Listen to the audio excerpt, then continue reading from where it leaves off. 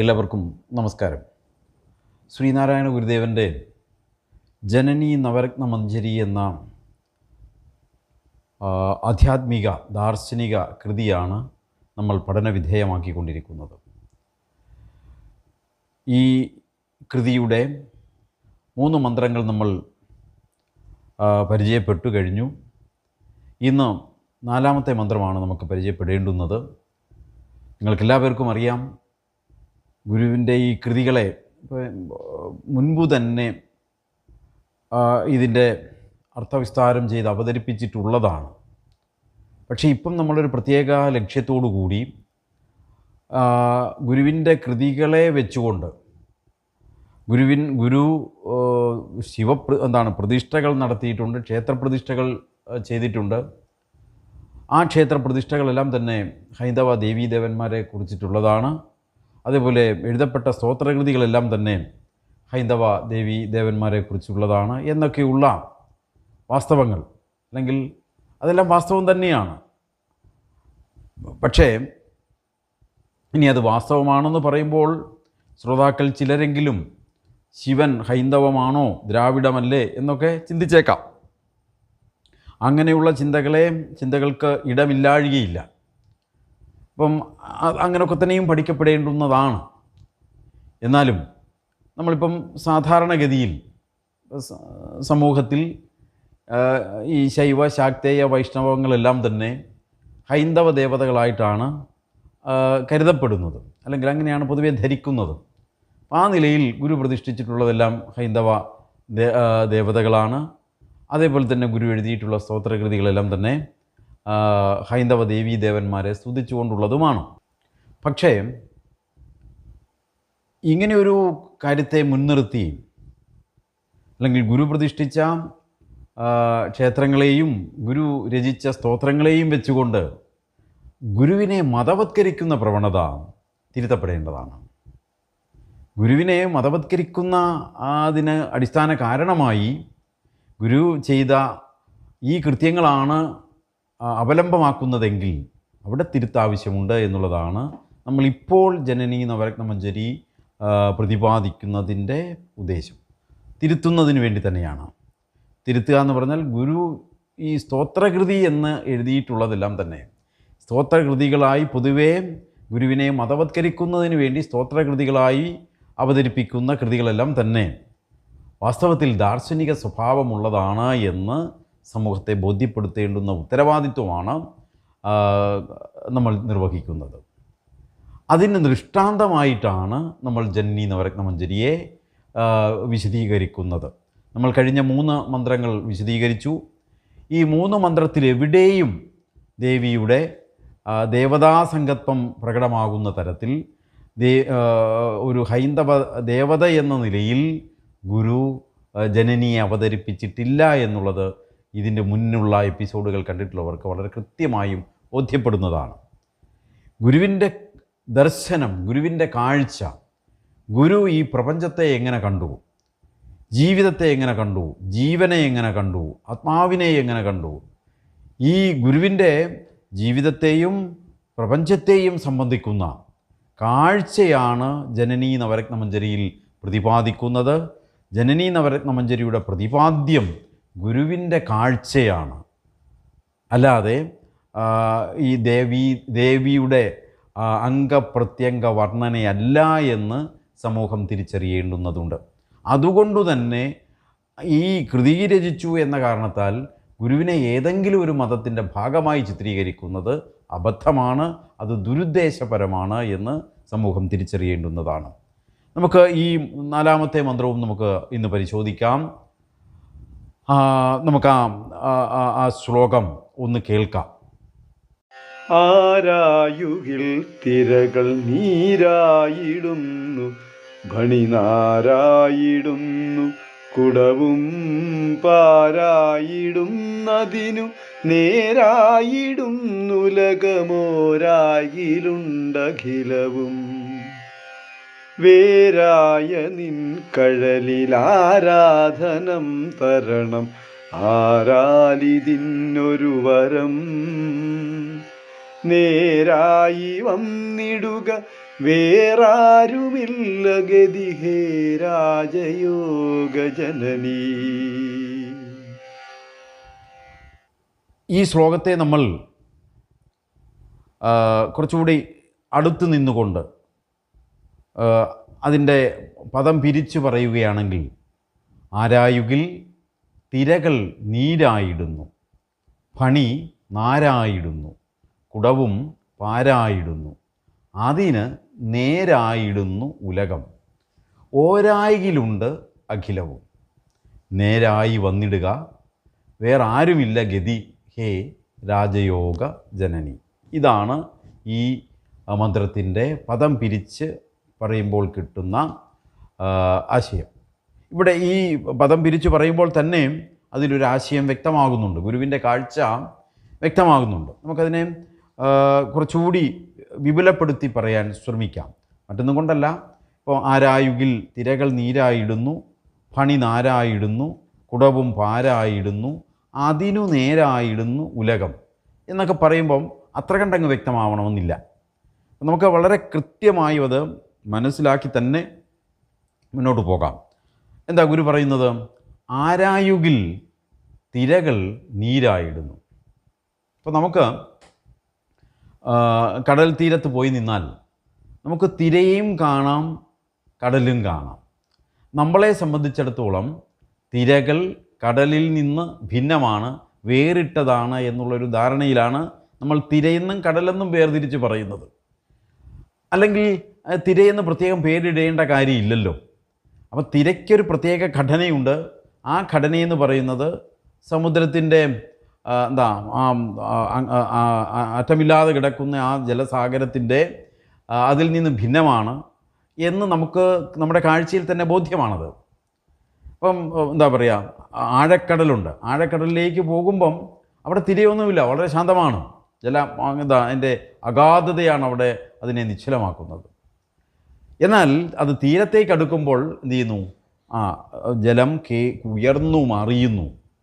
അപ്പോൾ ഈ ജലം ഉയർന്നു മറിയുന്നതിനെയാണ് നമ്മൾ തിര എന്ന് വിളിക്കുന്നത്. അപ്പോൾ നമ്മളെ സംബന്ധിച്ചിടത്തോളം, സാധാരണക്കാരെ സംബന്ധിച്ചിടത്തോളം, കടൽ തീരത്ത് പോയി നിൽക്കുന്ന ഏതൊരാളും തിരയെയും കടലിനെയും രണ്ടായിട്ടാണ് കാണുന്നത്. അതിൻ്റെ ഏറ്റവും സിമ്പിളായിട്ടുള്ള, ഏറ്റവും ലളിതമായിട്ടുള്ള യുക്തി എന്ന് പറയുന്നത്, ഇപ്പം അല്ലെങ്കിൽ തിരയെന്നൊരു പേരിൻ്റെ ആവശ്യമില്ല. തിരയെന്ന് പേര് വന്നതുകൊണ്ട് തന്നെ അതിന് ഈ കടലിൽ നിന്ന് അല്ലെങ്കിൽ ഈ അഗാധതയിൽ നിന്ന് വ്യത്യസ്തമായൊരു മാനം അല്ലെങ്കിൽ ഒരു ഘടന, അതിന് രൂപമുള്ളത് കൊണ്ടാണ്. അല്ലെങ്കിൽ തിരയെന്ന് പേരിടേണ്ട കാര്യമില്ല. ഇപ്പം നമുക്ക് ഓരോന്നിനും പ്രത്യേകിച്ച് പേരിടേണ്ടി വരുന്നത് തന്നെ ഒന്നിനെ മറ്റൊന്നിൽ നിന്ന് വേർതിരിക്കുന്നതിന് വേണ്ടിയാണ്. അപ്പോൾ തിരയും കടലും രണ്ടാണെന്നുള്ളൊരു ധാരണ സമുദ്രത്തെ കാണുന്നവർക്കെല്ലാം തന്നെ ഉണ്ടാകുന്നു സ്വാഭാവികമായും. ഗുരു പഠിപ്പിക്കുകയാണ്, ആരായുകിൽ അന്വേഷിക്കുകയാണെങ്കിൽ ഈ തിരയെന്ന് പറഞ്ഞ് പ്രത്യേകിച്ചൊരു സംഗതി ഇല്ല. അതെന്തു തന്നെയാണ്? കടൽ തന്നെയാണ്. കുറച്ചുകൂടി ഗുരു നമ്മുടെ യുക്തിയെ ഭദ്രമാക്കി അവതരിപ്പിക്കുന്നു. അവിടെ ഈ തിരയല്ലാതായി നമ്മൾ കാണുന്ന ഇടത്തും വെള്ളം തന്നെയാണുള്ളത്, അതേ വെള്ളം തന്നെയാണ് തിരയിലുമുള്ളത്. അപ്പം തിരയ്ക്ക് പ്രത്യേകിച്ച് ഒരു ഘടന ഉണ്ടാകുന്നത് അതീ പറഞ്ഞ പോലെ അതിൻ്റെ ഫിസിക്സ് വേറെയാണ്. അവിടെ തിരയാകേണ്ടി വരുന്നത് തീരത്തോടടുക്കുമ്പോൾ ആഴം കുറയുന്നത് കൊണ്ടാണ്. അപ്പോൾ ഈ വെള്ളം യാതൊരു വെള്ളമാണോ കടലിലുള്ളത്, അതേ വെള്ളം തന്നെ ഉയർന്നു മറിയുകയാണ് തിരയിൽ സംഭവിക്കുന്നത്. അപ്പോൾ തിരയെന്ന് പറയുന്നത് വേറിട്ടൊരു കാര്യമല്ല എന്നാണ് ഗുരു ഓർമ്മപ്പെടുത്തുന്നത്. നമ്മുടെ യുക്തിയെ എന്താ പറയുക, ആ തരത്തിൽ ക്രമീകരിക്കുകയാണ് ഗുരു. സ്വാഭാവികമായിട്ടും തിര മറിയുന്നത് കൊണ്ട് അതിന് വ്യത്യസ്തമായ ഒരു അസ്തിത്വമുണ്ടോ എന്ന് നമുക്ക് സന്ദേഹം ഉണ്ടായേക്കാം.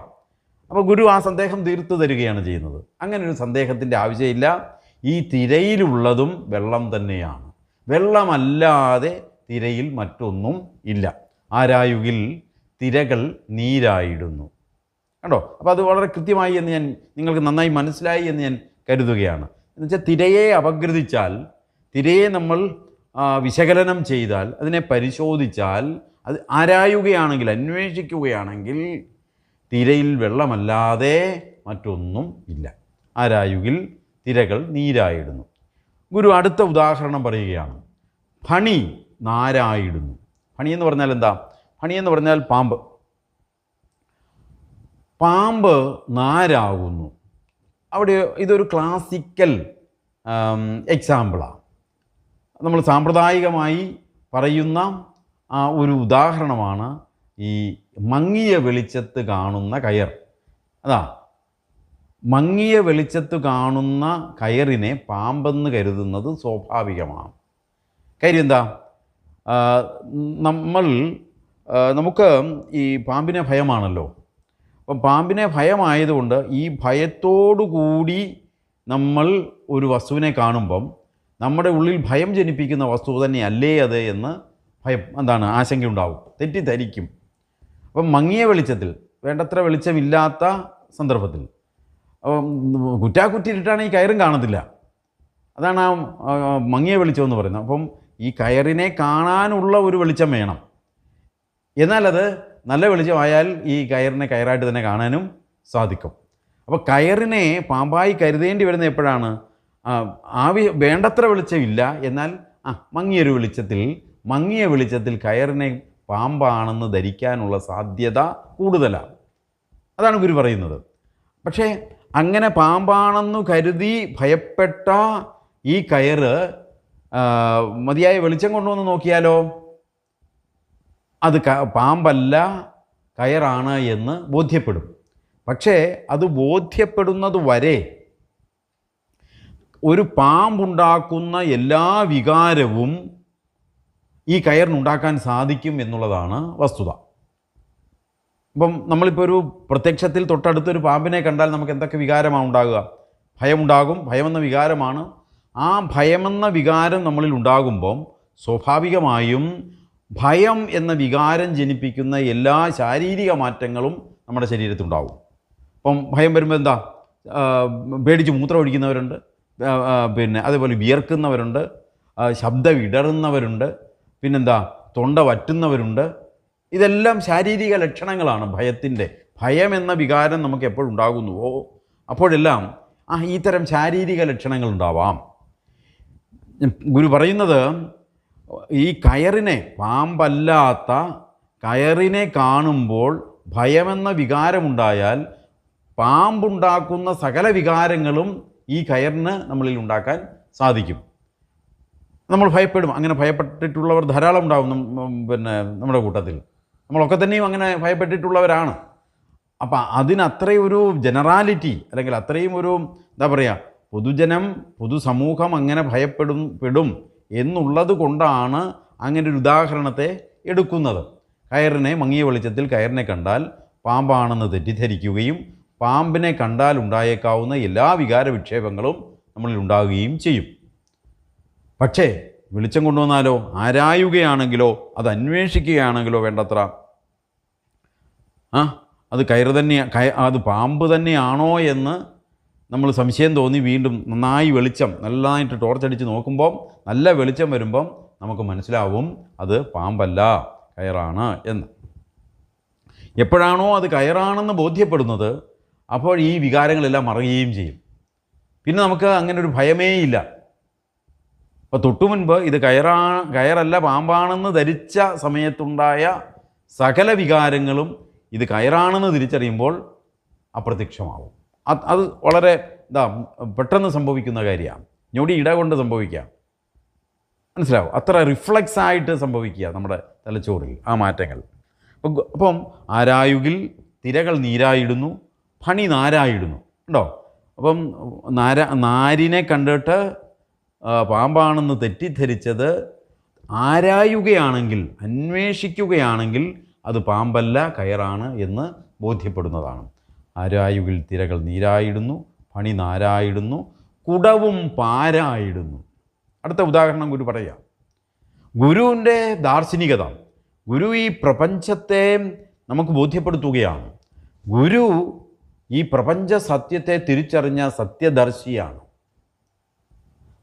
സ്വന്തം ഉണ്മയെ തിരിച്ചറിഞ്ഞ ആത്മദർശിയാണ്. അപ്പോൾ ആത്മാവിനെയും പ്രപഞ്ചത്തെയും ഈ തൻ്റെ സ്വത്വത്തെയും അതേപോലെ തന്നെ ഈ പ്രപഞ്ചത്തിൻ്റെ ഉണ്മയെയും സത്യത്തെയും തിരിച്ചറിഞ്ഞ ഗുരു. അപ്പോൾ ഗുരു ആ തിരിച്ചറിവുണ്ടായ മനുഷ്യനെയാണ് ഗുരുവെന്ന് വിളിക്കുന്നത്.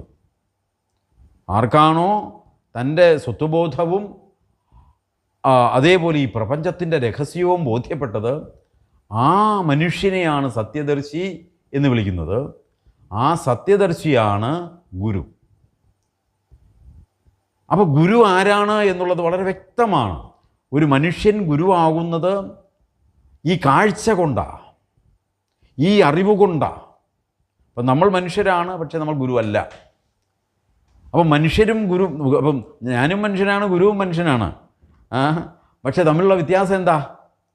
നമ്മൾക്ക് ഈ ഒരു അറിവിലേക്ക് നമ്മൾ എത്തപ്പെട്ടിട്ടില്ല. അപ്പം ഇത് പറയുമ്പം ഞാൻ ഇപ്പോൾ കഴിഞ്ഞ ഒരാഴ്ചയായിട്ട് ഒരു ചെറുപ്പക്കാരൻ ഹോമിയോ ഡോക്ടറുമായിട്ട് നിരന്തര സംവാദത്തിൽ ഏർപ്പെട്ടിരിക്കുക. സംവാദം എനിക്ക് അദ്ദേഹത്തെ ഈ നല്ലൊരു ചെറുപ്പക്കാരനാണെന്ന് എനിക്ക് മനസ്സിലായി. അപ്പം അതുകൊണ്ട് തന്നെ അദ്ദേഹത്തെ ഈ തെറ്റിദ്ധാരണയിൽ നിന്ന് അപ്പം പുതിയൊരു ഗുരു അദ്ദേഹത്തിന് വന്നിട്ടുണ്ട് അത്രേ, ജീവിച്ചിരിക്കുന്നത്. അപ്പോൾ അദ്ദേഹം എന്നെ കറക്റ്റ് ചെയ്യാൻ ശ്രമിക്കുന്നത്, ഈ നമ്മുടെ ഈ യൂട്യൂബിൽ വരുന്നതെല്ലാം അദ്ദേഹം കാണുന്നുണ്ട്. അദ്ദേഹം എൻ്റെ അടുത്ത് ചോദിക്കുന്നത്, സാർ ഗുരുവിനെക്കുറിച്ച് മാത്രം പറഞ്ഞാൽ മതിയോ എന്നാണ് അദ്ദേഹത്തിൻ്റെ. ഞാൻ വേറെ പലതിനെക്കുറിച്ചും പറയണം. ഞാൻ പറഞ്ഞില്ല, ഞാൻ ഗുരുവിനെക്കുറിച്ച് പറഞ്ഞ് തീരട്ടെ, ഞാൻ ഗുരുവിനെക്കുറിച്ച് പഠിച്ച് തീരട്ടെ. ഗുരുവിനെ പഠിച്ച് തീർന്നിട്ടല്ലേ എനിക്ക് മറ്റൊന്നിനെക്കുറിച്ച് പറയാനുള്ള കാര്യമുള്ളൂ. ഈ ഗുരുവിനെക്കുറിച്ച് പറയുക എന്നുള്ളത് എൻ്റെ വളരെ ധാർമ്മികമായ ഉത്തരവാദിത്വമാണെന്ന് തിരിച്ചറിഞ്ഞിട്ടാണ് ഞാൻ ഈ പറയുന്നത്. എനിക്ക് ലോകത്ത് വേറെ ആരെക്കുറിച്ചും പറയേണ്ട യാതൊരു ധാർമ്മിക ഉത്തരവാദിത്വവും ഇല്ല. പക്ഷേ എനിക്ക് ഗുരുവിനെക്കുറിച്ച് പറയേണ്ട ധാർമ്മികമായ ഉത്തരവാദിത്വമുണ്ട്. അതെൻ്റെ കടമയാണ്, എൻ്റെ കർത്തവ്യമാണ് എന്ന് തിരിച്ചറിഞ്ഞിട്ടാണ് ഞാനിത് പറയുന്നത്. ഇതൊന്നും അപ്പം അദ്ദേഹത്തിന് ഇപ്പോൾ ഒരു അഭിനവ ഗുരു ഉണ്ടായിട്ടുണ്ട് അത്രേ. അപ്പോൾ അഭിനവ ഗുരു അദ്ദേഹത്തിൻ്റെ പേരുമൊക്കെ പറയുകയും അദ്ദേഹത്തെ കുറിച്ച് പരിചയപ്പെടുത്തുകയൊക്കെ ചെയ്തു. പക്ഷേ അദ്ദേഹത്തിൻ്റെ ചില അഭിപ്രായങ്ങൾ കേട്ടപ്പോൾ എനിക്ക് മനസ്സിലായി അദ്ദേഹത്തിന് ഈ വിഷയത്തിൻ്റെ സാമാന്യമായ ധാരണ പോലും ഇല്ല എന്നുള്ളത്. പക്ഷേ അദ്ദേഹവും ഒരു ഗുരുവായി വിരാജിക്കുക. ശിഷ്യന്മാരുണ്ട് അദ്ദേഹത്തിന്. ഇവരൊക്കെ അദ്ദേഹത്തെ പ്രകീർത്തിക്കുന്നു. അദ്ദേഹത്തിൻ്റെ ക്ലാസ് ഇന്നും അവിടെ തൃപ്പൂണിത്തറയോ മറ്റോ ഉണ്ടായിരുന്നു. അപ്പം ഇങ്ങനെ അഭിനവ ഗുരുക്കന്മാർ ധാരാളം ഉണ്ടായിക്കൊണ്ടിരിക്കുക. അവർ പറയുന്നത് എന്താ അറിയാമോ? അവരുടെ ന്യായം എന്താണെന്ന് ചോദിച്ചാൽ, നമുക്കൊക്കെ ഈ ആത്മജ്ഞാനം ഉണ്ടാവണമെങ്കിൽ നമ്മളെ നേരിട്ട് നിയന്ത്രിക്കാൻ പറ്റുന്ന, പ്രത്യക്ഷത്തിലുള്ള, ജീവിച്ചിരിക്കുന്ന ഒരു ഗുരു ഉണ്ടാവണം എന്നാ. അപ്പോൾ ജീവിച്ചിരിക്കുന്ന ഗുരുവിനെ അന്വേഷിക്കുന്ന കാലമാണിത്. അതുകൊണ്ട് എന്തു ചെയ്യുക, ഇതിനെക്കുറിച്ച് സാമാന്യ ബോധം പോലും ഇല്ലാത്തവർ പോലും ഈ വേഷവും കെട്ടി പാവങ്ങളെ തെറ്റിദ്ധരിപ്പിച്ചുകൊണ്ടിരിക്കുകയാണ്. ഇദ്ദേഹം ഒരു ഹോമിയോ ഡോക്ടർ ആയതുകൊണ്ടും അദ്ദേഹത്തിന് ചെറുപ്പമായതുകൊണ്ടും എത്രയോ വർഷങ്ങൾക്ക് മുമ്പ് ഞാൻ അവിടെ ആത്മോപദേശ ശതകത്തെക്കുറിച്ചൊരു സപ്താഹം നടത്തിയതിൽ പങ്കെടുത്തിട്ടുള്ളതാണ് എന്നൊക്കെ പറഞ്ഞപ്പം നമുക്ക് അദ്ദേഹത്തോടൊരു വളരെ മാനുഷികമായൊരു സ്നേഹം തോന്നിയതുകൊണ്ട് അദ്ദേഹത്തെ ആ ബ്ലൈൻഡ് ആലിയിൽ നിന്നൊന്ന് പിന്തിരിപ്പിക്കാൻ ശ്രമിച്ചു നോക്കിയപ്പോൾ അദ്ദേഹം എന്നെ എങ്ങനെ ഈ അഭിനവ ഗുരുവിൻ്റെ വക്താവാക്കാൻ പറ്റുമെന്നാണ് അദ്ദേഹം നോക്കുന്നത്. ഞാൻ പറഞ്ഞു വരുന്നത്, ഇപ്പോൾ ഈ ഒരു മനുഷ്യൻ ഈ ഒരു തലത്തിലേക്ക് ഉയരുന്നത് ക്ഷിപ്രസാധ്യമല്ല. ഈ അഭിനവ ഗുരുക്കന്മാരെല്ലാം ഇപ്പം പറയുന്നത് എന്താ, നിങ്ങളെ 3 മിനിറ്റ് കൊണ്ട് ആത്മജ്ഞാനം ഉണ്ടാക്കി തരാമെന്ന് പറഞ്ഞൊരു വിദ്വാൻ, അദ്ദേഹവും എൻ്റെ സുഹൃത്താണ്. 3 മിനിറ്റ് മതി എന്നാണ് പറയണേ. 3 മിനിറ്റ് കൊണ്ട് ആത്മജ്ഞാനം ഇപ്പം റെഡിയാക്കി തരും എന്നാണ് അദ്ദേഹത്തിൻ്റെ വാദം. അപ്പോൾ ഇതൊക്കെ കേൾക്കുമ്പോൾ ആൾക്കാർ ഇതിലൊക്കെ പെട്ടുപോകും. ഇതൊക്കെ വാസ്തവത്തിൽ ഒരു ആസൂത്രിതമായ നീക്കത്തിൻ്റെ ഭാഗമാണ്. എങ്ങനെ? സ്വാമി തൃപ്പാദങ്ങളെ ങ്ങളോടുള്ള വിശ്വാസത്തെ ഡൈല്യൂട്ട് ചെയ്യാൻ, ആ വിശ്വാസത്തിൽ വെള്ളം ചേർക്കുവാൻ വളരെ ആസൂത്രിതമായി നടത്തുന്ന മാർഗത്തിൻ്റെ ഭാഗമാണിതെല്ലാം. പക്ഷെ പാവം നമ്മുടെ ആൾക്കാർ ഇതൊന്നും മനസ്സിലാക്കുന്നില്ല. അതാണ് സത്യം. അപ്പോൾ അതുകൊണ്ട് വളരെ കോൺഷ്യസ് ആയിരിക്കേണ്ടുന്ന ഗുരുവിശ്വാസികൾ വളരെ കോൺഷ്യസ് ആയിരിക്കേണ്ടുന്ന ഒരു കാലഘട്ടത്തിലൂടെയാണ് നമ്മൾ കടന്നുപോയിക്കൊണ്ടിരിക്കുന്നത്. അല്ലെങ്കിൽ നമ്മളെ ഈ പറഞ്ഞ അഭിനവ ഗുരുക്കന്മാർ പിടികൂടിക്കളയും. ഈ പറഞ്ഞ അപ്പോൾ ഇതിനൊക്കെ പ്രചാരകരും അതിൻ്റെ വക്താക്കളുമുണ്ട്. അവർക്ക് പരിസരങ്ങളിലൊക്കെ ക്ലാസ്സുകൾ വെക്കുകയും സംശയത്തിന് പരിഹാരം നിർണ്ണയിക്കുകയും ഒക്കെ ചെയ്യും. അപ്പം വാസ്തവത്തിൽ ഗുരു എന്നത് ഓംനിപോട്ടൻ്റാണ്. ഗുരു മൺമറയുന്നതല്ല. ഗുരു എന്താണ്? സജീവമാണ്. ഈ വസ്തുത നമ്മൾ തിരിച്ചറിയണം. ഗുരു നമ്മളെ ഇപ്പോഴും കറക്റ്റ് ചെയ്തുകൊണ്ടിരിക്കുന്നു. ഗുരു പറയാനുള്ള സത്യമെല്ലാം പറഞ്ഞ് പ്രസ്താവിച്ച് വെച്ചിരിക്കുന്നു. ആ സത്യത്തെ നമ്മൾ എന്ത് ചെയ്യണം? നമ്മൾ പിൻപറ്റണം. ആ സത്യം നമ്മളെ തേടി വരികയല്ല, മറിച്ച് ഗുരു പറഞ്ഞ സത്യത്തെ നമ്മൾ തേടി കണ്ടെത്തണം. അപ്പം ഗുരു നമ്മളിൽ ഉണ്ടാകുന്ന ഏറ്റവും അടിസ്ഥാനപരമായ എല്ലാ സംശയങ്ങളെയും ദൂരീകരിക്കും. അതുകൊണ്ടാണ് ഇങ്ങനെ ഓരോ എക്സാമ്പിളുകൾ എടുത്ത് നമുക്ക് വ്യക്തമാക്കി തരുന്നു. നമ്മൾ കാണുന്നത് പോലെ അല്ല ഈ പ്രപഞ്ചം, നമ്മൾ കാണുന്ന ഈ ശരീരമല്ല ഞാൻ എന്ന വളരെ അടിസ്ഥാനപരമായ അറിവിലേക്ക് ഗുരു നമ്മളെ കൂട്ടിക്കൊണ്ടു പോകുകയാണ്. അതിന് മൂന്നാമത്തെ ഉദാഹരണം പറയുന്നു, കുടവും പാരായിടുന്നു. കുടം എന്താ? കുടം, മൺകുടം. അപ്പം നമുക്ക് മൺകുടം, നമുക്ക് വീടുകളിൽ ഇപ്പം കുടങ്ങളുണ്ട്, മൺചട്ടിയുണ്ട്, ഇങ്ങനെ മൺ കൊണ്ടുണ്ടാക്കിയ അനേകം പാത്രങ്ങളുണ്ട്, കരകൗശല വസ്തുക്കളുണ്ട്. അപ്പോൾ ഇപ്പോൾ കരകൗശല വസ്തുക്കൾ മണ്ണുകൊണ്ട് ധാരാളമായി ഉണ്ടാക്കപ്പെടുന്നുണ്ട്. കാരണം ഇപ്പോൾ ആൾക്കാർക്ക് ചട്ടിയും കലവൊന്നും വലിയ ആവശ്യമില്ല. അപ്പം അങ്ങനെ വന്നപ്പോഴത്തേക്കും കരകൗശല വസ്തുക്കൾ ധാരാളമായി മണ്ണുകൊണ്ട് ഉണ്ടാക്കുന്നു. ആയിക്കോട്ടെ, എന്തും ആയിക്കൊള്ളട്ടെ. അപ്പം ഇവിടെ ക്ലാസിക്കലായിട്ടുള്ള ഒരു എക്സാമ്പിൾ കുടം പാരാകുന്നു. കുടം മണ്ണുകൊണ്ടുണ്ടാക്കിയതാണ്. അപ്പം നമുക്ക് കുടത്തെ അറിയാം. ആ ഷെയ്പ്പ് കാണുമ്പം ഇത് മണ്ണാണ് എന്ന് നമ്മളാരും പ്രയോഗിക്കാറില്ല. മണ്ണ് അവിടെ അപ്രസക്തമാകുകയും ആ ഘടന പ്രസക്തമാകുകയും ചെയ്യുന്നു. അപ്പോൾ കുടമെന്ന് പറയുന്ന ഒരു ഘടനയുണ്ട്. ആ ഘടനയാണ് നമ്മളവിടെ പ്രസക്തമായി എടുക്കുന്നത്. പക്ഷേ അത് മണ്ണ് കൊണ്ടുണ്ടാക്കിയതാണ്, അത് മണ്ണ് മാത്രമാണ് എന്നുള്ള വസ്തുത നമ്മൾ വിസ്മരിക്കുന്നു. അപ്പോൾ ആ കുടത്തിന്, ആ ഘടനയ്ക്ക് അത് എന്തുകൊണ്ടുണ്ടാക്കപ്പെട്ടിട്ട് ഉള്ളതാണ് എന്നുള്ള അതിൻ്റെ അടിസ്ഥാന വസ്തുത വിസ്മരിപ്പിക്കുവാൻ കഴിയും എന്നുള്ളതാണ്. ആരായുകിൽ തിരകൾ നീരായിടുന്നു, പണി നാരായിടുന്നു, അതുപോലെ കുടവും പാരായിടുന്നു. അപ്പം മണ്ണുകൊണ്ടുണ്ടാക്കിയ ഏത് വസ്തുവായിക്കൊള്ളട്ടെ, കുടമായിക്കൊള്ളട്ടെ, ചട്ടി ആയിക്കൊള്ളട്ടെ, കൂജയായിക്കൊള്ളട്ടെ, അതല്ല ഈ കരകൗശല വസ്തുക്കൾ ഏതുമായിക്കൊള്ളട്ടെ, അതെല്ലാം മണ്ണു മാത്രമാണ്. ശരിയല്ലേ?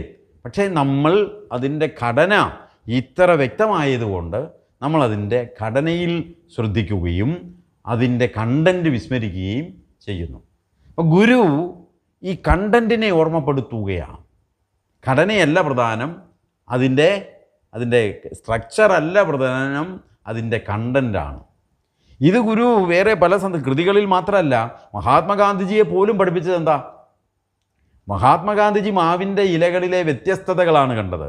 അതിൻ്റെ ഘടനാപരമായ വ്യത്യാസമാണ് ഗാന്ധിജി കണ്ടത്. അതല്ല ഗുരുവിനെ ചാതുർവർണ്ണ്യം ബോധ്യപ്പെടുത്താനല്ലേ ഗാന്ധിജി ശ്രമിച്ചത്. കാരണം ചാതുർവർണ്ണ്യം എന്താ പഠിപ്പിക്കുന്നത്? പ്രപഞ്ചത്തിൽ 4 തരം മനുഷ്യന്മാരുണ്ട്, അല്ലേ? 4 തരം മനുഷ്യന്മാർ വ്യത്യസ്തരാണ്. ഓരോ മനുഷ്യരും എങ്ങനെ? ഓരോ മനുഷ്യരല്ല, ഓരോ മനുഷ്യരും വ്യത്യസ്തരാണെന്നുള്ളൊരു പരമാർത്ഥ. അത് എന്താ? മനഃശാസ്ത്രപരമായ കാര്യം. കാരണം ഇൻഡിവിഡ്വാലിറ്റി എന്നുള്ള. പക്ഷേ ഇവിടെ അതല്ല, വിഭാഗങ്ങളുണ്ട് എന്നുള്ളതാണ്. ബ്രാഹ്മണർ എന്ന് പറയുന്ന ഒരു വിഭാഗം മനുഷ്യരുണ്ട്, ക്ഷത്രിയർ എന്ന് പറയുന്ന മറ്റൊരു വിഭാഗം മനുഷ്യരുണ്ട്, ഈ പറഞ്ഞതുപോലെ വൈശ്യനും ശൂദ്രനും ഉണ്ട്. അപ്പം സമൂഹത്തിൽ മനുഷ്യരിൽ ഏകത്വമല്ല, വിഭാഗികത ഉണ്ട് എന്ന് സംസ്ഥാപിക്കുകയാണല്ലോ വർണ്ണാശ്രമം ചെയ്യുന്നത്. ആ വർണ്ണാശ്രമത്തിൻ്റെ വക്താവായത് കൊണ്ടാണല്ലോ ഗാന്ധിജി അവരിരുന്ന് വർത്തമാനം പറഞ്ഞ ഗുരുവും ഗാന്ധിജിയും തമ്മിലിരുന്ന് വർത്തമാനം പറഞ്ഞ വൃക്ഷച്ചുവട്ടിൽ ഇരുന്നു കൊണ്ട് വൃക്ഷത്തിലെ ഇലകളെ നോക്കിയിട്ട് ഇലകളിൽ പോലും വ്യത്യാസമുണ്ടെന്ന് ഗാന്ധിജി ഗുരുവിനോട് സമർത്ഥിക്കുകയല്ലേ. അപ്പോൾ വാസ്തവത്തിൽ ഇപ്പം ഗുരുവിനോടല്ലാതെ ഗാന്ധിജി ലോകത്ത് ആരോട് പറഞ്ഞാലും അത് ശരിയെന്ന് അംഗീകരിക്കുകയല്ലേ ഉള്ളൂ. അത് നമ്മൾ തിരിച്ചറിയണം. ഇപ്പോൾ ഗുരുവിനോടല്ല ഗാന്ധിജി ഇത് പറയുന്നത്, ഇപ്പോൾ ഒരു പൊതുസമൂഹത്തോടാണ് പറയുന്നത്. സുഹൃത്തുക്കളെ, നിങ്ങൾ നോക്കുക, ഈ നിൽക്കുന്ന വൃക്ഷത്തിലേക്ക് നിങ്ങൾ നോക്കുക, അവിടെ നിങ്ങൾക്ക് വർണ്ണാശ്രമധർമ്മത്തിൻ്റെ ശരി നിങ്ങൾക്ക് കാണാൻ കഴിയുമെന്ന് ഗാന്ധിജി പറഞ്ഞാൽ ആരെങ്കിലും അതിനെ തിരുത്തി പറയുമോ? അവരെല്ലാം ഈ മരത്തിൻ്റെ വ്യത്യസ്തമായ ഇലകളെ കണ്ടിട്ട് ഗാന്ധിജി പറഞ്ഞത് ശരിയാണ്, വർണ്ണാശ്രമധർമ്മം ശരിയാണ് എന്ന് പ്രഖ്യാപിക്കുകയുള്ളൂ, എന്ന് തലകുലുക്കി സമ്മതിച്ച് കൈയടിച്ച് പോവുകയുള്ളൂ. പക്ഷേ ഗുരു ഗാന്ധിജിയുടെ ആ യുക്തിയെ വളരെ വളരെ നിസ്സാരമായി തിരുത്തുന്നു. എങ്ങനെ? എന്താ ഗുരു പറഞ്ഞത്? ശരിയാണ്, ആ ഘടനയിൽ വ്യത്യാസമുണ്ട്, പക്ഷേ ആ ഇലകളെ കയ്യിലെടുത്ത് ഞെരടി അതിൻ്റെ നീര് കുടിച്ചു നോക്കൂ, നീരൊന്ന് രുചിച്ചു നോക്കൂ. വ്യത്യാസം പറയാൻ പറ്റുമോ? ഇല്ല. കണ്ടോ, ഗാന്ധിജിയുടെ ബുദ്ധിക്ക് അല്ലെങ്കിൽ ഗാന്ധിജിക്ക് ഇതുപോലൊരു തിരുത്ത് അദ്ദേഹത്തിൻ്റെ ജീവിതത്തിൽ ഉണ്ടായിട്ടുണ്ടാവില്ല. പക്ഷേ ഇതൊന്നും ലോകത്തിന് അറിഞ്ഞുകൂടാ കേട്ടോ. ഗാന്ധിജിയെ തിരുത്തിയ ഗുരുവാണ് ശ്രീനാരായണ ഗുരുവെന്ന് ഗാന്ധിജിയുടെ ജീവചരിത്രത്തിൽ ഇല്ല എന്നുള്ള വസ്തുത നമ്മൾ തിരിച്ചറിയണം. അതാണ് ഗാന്ധിജി ഇത് പലയിടത്തും പറഞ്ഞതായിട്ട് ഞാൻ കേട്ടിട്ടുണ്ട്. സുകുമാർ അഴീക്കോടിൻ്റെ ഒരു പ്രസംഗത്തിൽ അദ്ദേഹം അത് കൊട്ടേറ്റ് ചെയ്തിട്ടുണ്ട്. ഗാന്ധിജി 16 ഇടത്ത് പറഞ്ഞിട്ടുണ്ടെന്നാണ് സുകുമാർ അഴീക്കോട് പറഞ്ഞത്, മാഷ് പറഞ്ഞത്. പക്ഷേ അതൊന്നും ഇന്ന് ചരിത്രത്തിലില്ല, അതൊക്കെ തേച്ചു മായ്ക്കപ്പെട്ടു. കാര്യം എന്താ? ഗാന്ധിജിയെ തിരുത്തിയ മഹാത്മാവാണ് ശ്രീനാരായണ ഗുരു എന്നറിയുന്നത് പലർക്കും അത് ബുദ്ധിമുട്ടുണ്ടാക്കുന്ന കാര്യമാണ്. പക്ഷേ ഞാനും നിങ്ങളും തിരിച്ചറിയണം, നമ്മളിത് ഉച്ചസ്ഥരം പ്രസ്താവിക്കണം. കാര്യം എന്താ? അത് നമ്മുടെ ഉത്തരവാദിത്വമാണ്. നമുക്ക് ആരെയും തെറ്റിദ്ധരിപ്പിക്കേണ്ട ആവശ്യമില്ല. പക്ഷേ ശരി ധരിപ്പിച്ചേ മതിയാവും. മനുഷ്യരെ ശരി ഇതാണ് എന്ന് അറിയിക്കേണ്ട ഉത്തരവാദിത്വം ആ ഗുരുവിൻ്റെ ഫോളോവേഴ്സിനുണ്ട്. കാരണം ഗുരു ഈ ശരി പറയുവാൻ യാതൊരു വൈമനസ്യവും കാണിക്കാത്ത മഹാത്മാവാണ്. അത് നമ്മൾ തിരിച്ചറിയണം. ഞാൻ കഴിഞ്ഞ ദിവസം ഒരു BEd കോളേജിൽ കുട്ടികളുമായിട്ട് ഇൻട്രാക്ട് ചെയ്യാൻ പോയി. അവിടെ സ്വാഗതം പറഞ്ഞൊരു മോള് അവൾ പറയുകയാണ്, ഞാൻ ശ്രീനാരായണ ഗുരുവിനെ കാണുന്നത് ഒരു നട്ടലുള്ള മനുഷ്യനാണ് എന്ന നിലയിലാണ്. നട്ടലുള്ള മനുഷ്യൻ. എത്രയോ ഇടത്തിൽ നമ്മൾ സ്വാഗത പ്രസംഗം കേട്ടിട്ടുണ്ട്. ഒരു പെൺകുട്ടി BEdന് പഠിക്കുന്ന ഒരു മോള് പറയുകയാണ്, എനിക്ക് ശ്രീനാരായണ ഗുരുവിനെക്കുറിച്ച് പലർക്കും പല അഭിപ്രായം ഉണ്ടാവാം, പക്ഷേ ശ്രീനാരായണ ഗുരുവിനെ ഞാൻ മനസ്സിലാക്കുന്നത് ഒരു നട്ടലുള്ള മനുഷ്യൻ. എനിക്കത് വളരെ ഇഷ്ടപ്പെട്ടു. ഞാൻ അതിൽ പിടിച്ചുകൊണ്ടായിരുന്നു എൻ്റെ വർത്തമാനം മുഴുവൻ. ആ നട്ടല്ലുകൊണ്ടാണ് ഗാന്ധിജി അവിടെ തിരുത്തുന്നത്. അല്ലെങ്കിൽ ഗാന്ധിജിയെ തിരുത്താൻ ഇന്ത്യയിലെ ഒരു മനുഷ്യനും തയ്യാറാവില്ല അക്കാലത്ത്. ഞാൻ പറഞ്ഞു വരുന്നത് ഈ വ്യത്യാസം. അപ്പം ഗുരു ഗാന്ധിജിയോ ഉൾപ്പെടെയുള്ളവരോട് പറഞ്ഞത് ഈ ജനനീ നവരത്ന മഞ്ജരിയിലെ പ്രതിപാദ്യമായ തത്വമാണ് എന്ന് നിങ്ങളെ ബോധ്യപ്പെടുത്താനാണ്. ജനനീ നവരത്ന മഞ്ജരിയിൽ ഗുരു എന്താ പറയുന്നത്? കുടം പാരാണ്. നമുക്ക് വ്യത്യസ്തമായി കാണാം കുടത്തെ. കുടവും ചട്ടിയും മറ്റതും ഒക്കെ ഉണ്ടാവാം. നമ്മൾ ആ ഘടന കണ്ട് അതാണ് ശരിയെന്ന് ധരിച്ച് അതിനെ പ്രകീർത്തിക്കുകയാണ് നമ്മൾ ചെയ്യുന്നത്. അതിനെ പരമാവധി ഉപയോഗിക്കുകയാണ് ചെയ്യുന്നത്. ഇപ്പോൾ കുടത്തെ ഉപയോഗിക്കുകയാണ്. അങ്ങനെ ഒരു ഉപയോഗം അതിനുള്ളത് കൊണ്ട് തന്നെ അതിൻ്റെ മൃത്ത് എന്നുള്ള സത്യത്തെ വിസ്മരിച്ചുകൊണ്ട് അതിൻ്റെ ഘടനയെയാണ് നമ്മളവിടെ വിനിയോഗിക്കുന്നത്. ആ ഘടനയെ വിനിയോഗിക്കുന്നു എന്ന കാരണത്താൽ, അല്ലെങ്കിൽ ആ ഘടനയെ വിനിയോഗിക്കണമെങ്കിൽ അതിൻ്റെ പരമാർത്ഥമായിട്ടുള്ള മൃത്തിനെ വിസ്മരിക്കേണ്ടതുണ്ട്, ഇല്ലേ? അല്ലെങ്കിൽ മണ്ണിൽ കഞ്ഞി വെച്ചെന്നോ, മണ്ണിൽ വെള്ളം കോരിയെന്നോ, മണ്ണിൽ കറി വെച്ചെന്നോ നമ്മൾ പറയുമോ? ഇല്ല, പറയാനൊക്കില്ലല്ലോ. ചട്ടിയിൽ കറി വെച്ചു, കലത്തിൽ കഞ്ഞി വെച്ചു എന്നല്ലേ പറയുക. അപ്പോൾ ആ ഘടനയെയാണ് നമുക്കവിടെ ഉയർത്തി പറയേണ്ടുന്നത്. അവിടെ അതിൻ്റെ ആ കണ്ടൻറ്റ് എന്താണ് എന്നുള്ളത് നമ്മൾ ബോധപൂർവം അപ്പോൾ നമ്മൾ വിസ്മരിക്കുന്നു. അവിടെ കണ്ടൻറ്റ് പ്രസക്തമല്ല എന്ന് നമുക്ക് തോന്നുന്നു. ഗുരു പഠിപ്പിക്കുന്നു, എങ്ങനെയാണോ കുടം മണ്ണായിരിക്കുന്നത് അതേപോലെ ഇനി തുടർന്ന് പ്രപഞ്ചത്തിലേക്ക് അത് കൊണ്ടുവരിക. ഗുരു ഇപ്പം കുടം മണ്ണാണെന്ന് പഠിപ്പിക്കുക എന്നുള്ളതല്ല ഗുരുവിൻ്റെ ആവശ്യം. കയറ് പാമ്പല്ല എന്ന് ധരിപ്പിക്കലും അല്ല ഗുരുവിൻ്റെ ഉദ്ദേശം. തിര വെള്ളമാണെന്ന് പഠിപ്പിക്കലും അല്ല ഗുരുവിൻ്റെ ഉദ്ദേശം. പക്ഷെ ഗുരുവിനൊരു മഹത്തായ ഉദ്ദേശമുണ്ട്. അതെന്താ? ഈ പ്രപഞ്ചത്തിൻ്റെ സത്യം ഇതുമാതിരിയാണ് എന്ന് നമ്മെ പഠിപ്പിക്കേണ്ടതുണ്ട്. ഈ തുടർന്ന് പറയുന്നത് എന്താ? കുടവും അതിനു നേരായിടുന്നു ഉലകം. ഏതിനു നേരായിടുന്നു? എങ്ങനെയാണോ കുടം മണ്ണായിരിക്കുന്നത്, കയറ് പാമ്പല്ലാതായിരിക്കുന്നത്, തിര നീരായിരിക്കുന്നത്, അതിനു നേരായിടുന്നു. അതുപോലെ തന്നെയാണ് ഈ പ്രപഞ്ചത്തിൻ്റെയും സ്ഥിതി. എന്ന് പറഞ്ഞാൽ നമ്മൾ കാണുന്ന പോലെയല്ല, ഗാന്ധിജി ഇലയെ കണ്ടതുപോലെ അല്ല ഈ പ്രപഞ്ചത്തിൻ്റെ സ്ഥിതി. ഈ പ്രപഞ്ചത്തിനും ഒരു ഏകമായ സത്യമുണ്ട്. ഈ വ്യത്യസ്തമായ ഇലകളിലെല്ലാം ഒരേ രുചിയുള്ള സത്ത ഒന്നായിരിക്കുന്നത് പോലെ ഈ പ്രപഞ്ചത്തിൻ്റെ സത്ത ഏകമാണ് എന്ന പരമാർത്ഥമാണ് ഗുരുവിന് പഠിപ്പിക്കേണ്ടുന്നത്. കാരണം ഈ പരമാർത്ഥം അറിഞ്ഞവർ വളരെ വളരെ വിരളമാണ്. അതാണ് കാര്യം. ഈ പരമാർത്ഥം അറിഞ്ഞവരില്ല, വളരെ വളരെ ചുരുക്കം. അപ്പോൾ എന്ത് ചെയ്യുന്നു? ഗുരു കണ്ട ആ പരമാർത്ഥത്തെ, ആ സത്യത്തെ ഗുരു അവതരിപ്പിക്കുന്നതിനു വേണ്ടിയാണ് ഈ ജനനീ നവരത്ന മഞ്ജരി ഉൾപ്പെടെയുള്ള സ്തോത്രകൃതികളെന്ന് നമ്മൾ ആലേഖനം ചെയ്തിരിക്കുന്ന, മുദ്ര കുത്തിയിരിക്കുന്ന കൃതികളിലൂടെ ഗുരു അവതരിപ്പിക്കുന്നത് തൻ്റെ ഈ ആധ്യാത്മികമായ ദർശനമാണ്. ഇനി ഇത് ജനനീ നവരത്ന മഞ്ജരിയിൽ മാത്രമല്ല, ഗുരുവിൻ്റെ അദ്വൈത ദീപികയിലും ആത്മോപദേശ ശതകത്തിലും തുടങ്ങി സകല കൃതികളിലും ഇതുതന്നെയാണ് ഗുരു ആവർത്തിച്ച് വ്യക്തമാക്കുന്നത്. വാസ്തവത്തിൽ ഗുരുവിന് ലോകത്തോട് കമ്മ്യൂണിക്കേറ്റ് ചെയ്യാനുണ്ടായിരുന്നത് രണ്ട് കാര്യങ്ങളല്ലേ? ഒന്നെന്താ? ഈ സ്വത്വം, ഞാനെന്ന് പറയുന്നത് എന്താണ്? അപ്പോൾ നമ്മളൊക്കെ തന്നെ ഇതിനകത്ത് അപ്പോൾ ഓരോ വേഷവുമായി ഇരിക്കുന്നു. അപ്പോൾ നമുക്ക് നമ്മളെക്കുറിച്ചുള്ള ധാരണ എന്താ? ഞാൻ ആരാണെന്നാണ് കരുതുന്നത്. അപ്പം നമ്മൾ ഈ ശരീരബോധത്തിൽ നിന്നുകൊണ്ട് ഞാൻ ഈ ശരീരമാണെന്നുള്ള ധാരണയിലല്ലേ നമ്മൾ ജീവിതത്തെ കരുപിടിപ്പിച്ച് കൊണ്ടുപോകുന്നത്, ജീവിച്ചു പോകുന്നത്. അപ്പം ശരീരബോധം കൊണ്ട് മാത്രമായി നമ്മൾ ജീവിക്കുന്നത് കൊണ്ട് നമുക്കൊട്ടൊരുപാട് തെറ്റിദ്ധാരണകളുണ്ട്. അപ്പോൾ ആ തെറ്റിദ്ധാരണ തിരുത്തണമെങ്കിൽ ഞാൻ ആരാണെന്ന് അറിയണം. അപ്പോൾ എന്താ ഒരു സെൽഫ് എൻക്വയറി, ഞാൻ ആരാണ് എന്നുള്ള അന്വേഷണം. അപ്പോൾ ഈ ഞാൻ ആരാണെന്ന് അന്വേഷിക്കാൻ നമുക്ക് ആർക്കാ സാധിക്കുക? ഒരു പ്രസിദ്ധനായ മനഃശാസ്ത്രജ്ഞൻ എബ്രഹാം മാസ്ലോവിൻ്റെ ഒരു തിയറിയുണ്ട്. നീഡ് ഹൈറാർക്കി തിയറി എന്നാണ് അതിനെ അറിയപ്പെടുക. ആ നീഡ് ഹൈറാർക്കി തിയറിയിൽ അദ്ദേഹം പറയുന്നു, മനുഷ്യന് ഏറ്റവും പ്രാഥമികമായ ആവശ്യങ്ങളുണ്ട്. അതെന്താ? മനുഷ്യൻ്റെ ഏറ്റവും ആഹാരം, വസ്ത്രം മുതലായവ പ്രാഥമികമായ ആവശ്യം, പ്രൈമറി നീഡ്സ് എന്നാണ് അദ്ദേഹം വിളിക്കുക, പ്രൈമറി നീഡ്സ്. അപ്പം പ്രാഥമികമായ ആവശ്യം മനുഷ്യന് നിറവേറ്റണം.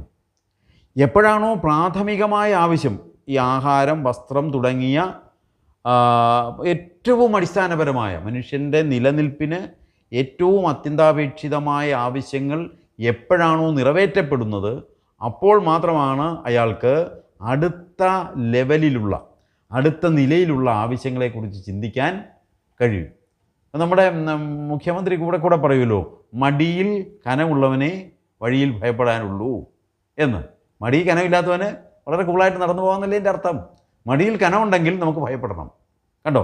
മടിയിൽ കനമില്ലെങ്കിൽ, കാശ് നമ്മുടെ കൈവശം ഇല്ലെങ്കിൽ നമുക്ക് എവിടെ വേണമെങ്കിലും കിടന്നുറങ്ങാമല്ലോ. പക്ഷെ നമുക്കങ്ങനെ ഉറങ്ങാൻ പറ്റാത്തത് എന്തുകൊണ്ടാണ്? നമ്മളിൽ എന്തൊക്കെയോ ഉണ്ടെന്ന് നമുക്കറിയാം, ഇല്ലേ? അതല്ലേ കാര്യം. അപ്പം ഈ പ്രാഥമികമായ ആവശ്യങ്ങൾ നിറവേറ്റപ്പെട്ട ഒരുവന് മാത്രമേ സുരക്ഷിതത്വത്തെക്കുറിച്ച് ചിന്തിക്കേണ്ട ആവശ്യമുള്ളൂ എന്നാണ് മാസ്ലോവിൻ്റെ സിദ്ധാന്തം. Need for security needs.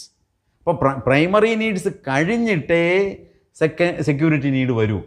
സുരക്ഷിതത്വ ബോധം അല്ലെങ്കിൽ സുരക്ഷിതത്വപരമായ ആവശ്യം. ഇനി വേറെ വലിയ തമാശ, ഈ മാസ്ലോവിൻ്റെ തിയറി നമുക്ക് ദൈവദശകത്തിൽ കാണാം കേട്ടോ. അന്നവസ്ത്രാദി മുട്ടാതെ തന്ന് രക്ഷിച്ച് ഞങ്ങളെ ധന്യരാക്കുന്ന മാസ്ലോവിൻ്റെ ഹൈറാർക്കി സിദ്ധാന്തം നമുക്ക് ദൈവദശകത്തിൽ കാണാം. അന്നവസ്ത്ര ആദി കണ്ടോ, പ്രൈമറി നീഡ്സ് മുട്ടാതെ തന്നു കണ്ടോ. അപ്പോൾ എന്താ? പ്രൈമറി നീഡ് സാറ്റിസ്ഫൈ ചെയ്തു, രക്ഷിച്ചു, സുരക്ഷിതത്വം, സെക്യൂരിറ്റി നീഡ്സ് അതും കഴിഞ്ഞു. ധന്യത അതിനേക്കാൾ അടുത്ത ലെവല്. ഇത് അപ്പം പറഞ്ഞു വരുന്നത് എന്താ? പ്രാഥമികമായ ആവശ്യങ്ങളും സുരക്ഷിതത്വമായ ആവശ്യങ്ങളും സാമൂഹികമായ ആവശ്യങ്ങളും ഒക്കെ നിറവേറ്റപ്പെട്ടു കഴിഞ്ഞിട്ടാണ് നമുക്ക് സെൽഫ് ആക്ച്വലൈസേഷൻ നീഡ് എന്നാ മാസ്ലോ പറയുന്നത്. ആത്മസാക്ഷാത്കാരത്തിൻ്റെ ആവശ്യം. അപ്പോൾ നമ്മളെപ്പോലെയുള്ളവർക്ക് ആത്മസാക്ഷാത്കാരത്തിൻ്റെ ആവശ്യമല്ല മുന്നിൽ നിൽക്കുന്നത്.